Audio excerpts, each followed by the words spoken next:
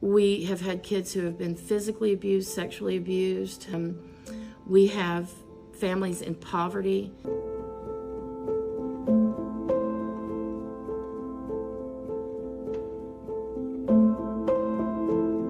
How long have you been teaching? This is the end of my 34th year. I came here in January of 2011, so that would make what? This is January 12, 13, yes. English, not math teacher here, yes. I taught 7th and 8th grade in Cookeville for 16 years, and I taught 10th and 11th grade English in Monterey for about 5 years. And I came here because it's a long story. If any of you see this and are interested, I'll tell you. But I felt the calling to come here. This school, White Plains Academy, is an alternative school for Putnam County, and we serve grades K through 12. Now, why are students sent here? If you violate zero tolerance policy, which involves drugs, having them at school, you're sent here. If you have behavior issues, you can be sent here. If you have truancy to the level that you are really behind on your credits, you can be sent here. Our little ones, K through 4, a lot of people say, why would they need to come? Well, we have our younger ones usually have emotional issues, and they have social, emotional problems, and they find it hard to function in a classroom of 20 to 30 kids. And that's one of our secrets here. We have a really low student-teacher ratio. The kids who are here are everywhere. K through 12, everywhere in every school. As a teacher in a traditional school, had anywhere from 30 to 35 kids per class. And these children would be in that classroom, and I simply did not have time to reach them. I knew they were having issues at home. I knew, it's not like I didn't try, and I did reach some with academic assistance, and every now and then someone would hang out after school and talk to me, but I knew there were things going on with them, and it broke my heart not to be able to reach them. And that went on for 23 years until I came here.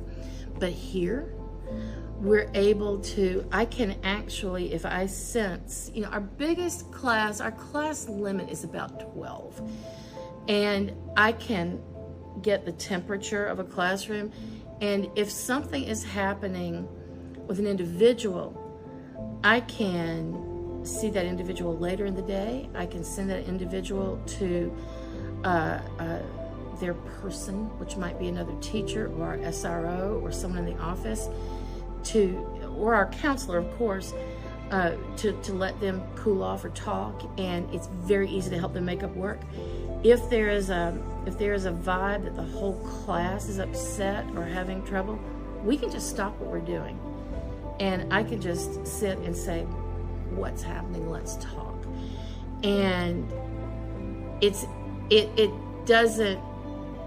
much easier to make up academic time lost here than it would be in a traditional classroom. So we, as teachers at White Plains, do a lot of what we call SEL work, social emotional learning, because our kids really don't know how to function like you and I do in society. But a lot of our kids don't have any support system outside of school. We are almost finished in becoming what's called a TIS, a trauma-informed school. And so we have done a lot of research on childhood trauma. Okay, trauma-informed is kind of a buzz phrase that has been going around for the last decade. And we have been studying childhood traumas here probably for the past 6 years or so. And it's caught on, and I'm not attributing that to us per se, but it's caught on among the whole system. Most teachers in traditional schools realize that our clientele is everywhere. And trauma, childhood trauma, doesn't respect class or income. Although sometimes families who experience poverty or abuse, that becomes a vicious circle with trauma. Some students lift themselves out of it and manage to make a good life for themselves. But what we have done is we honestly, as a faculty, have done in-services, meetings, book studies. We're getting ready to start another one next year on childhood trauma and how it presents itself in the classroom. We've done studies on the brain. There's a great website, if it interests you, called aces2high.com, and ACE is an adverse childhood experience. But it's a pretty common thing in education the public may not be familiar with. But our kids, a lot of them live in households where the parents are absent. A parent might be in prison.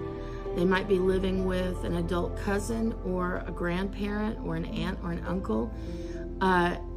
And many of our kids do what's called couch surfing.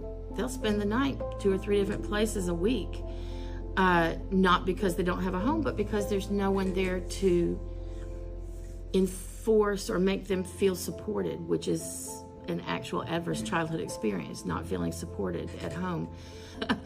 I would say probably 98% of our kids have experienced probably 3 or 4 out of 10 adverse childhood experiences. We have had kids who have been physically abused, sexually abused. We have families in poverty. About probably 78 to 80% of our student body qualifies for free and reduced lunch.